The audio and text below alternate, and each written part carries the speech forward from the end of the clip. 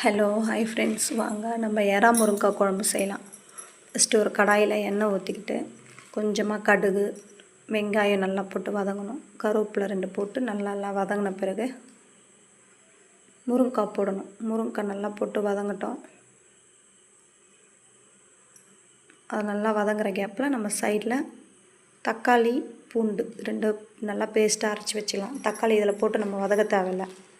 நல்லா போட்டு ஒரு தக்காளி, ஒரு 4 பல் பூண்டு இதெல்லாம் போட்டு நல்லா அரைச்சி வச்சுக்கிட்டு, புளி ஒரு நெல்லிக்காய் சைஸ் ஊற வச்சோம் பார்த்திங்களா, அதை நல்லா கரைச்சி எடுத்துக்கலாம். அதை நல்லா கரைச்சி எடுத்துக்கிட்டு ஒரு 3 ஸ்பூன் மிளகாத்தூள், உப்பு, இந்த அரைச்சி வச்ச பேஸ்ட்டு அதில் ஊற்றிக்கலாம்.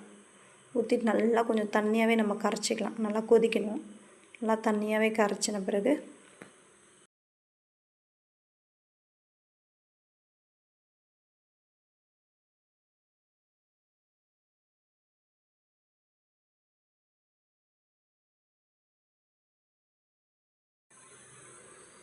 நல்லா கரைஞ்சிச்சா, இப்போ நம்ம அந்த வெங்காயம்லாம் வதங்கணும், அதில் எடுத்து ஊற்றிடலாம்.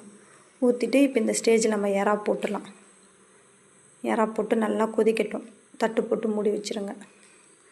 மூடி வச்சுட்டு ஒரு 10 நிமிஷம் நீங்கள் திறந்து பார்த்தீங்கன்னா நல்லா சுண்டி குழம்பு எண்ணெய் பிரிஞ்சு வந்துட்டுருக்கும். அவ்வளோதான். லாஸ்ட்டாக கொத்தமல்லி தூவி இறக்கிட வேண்டியதான். பாய்.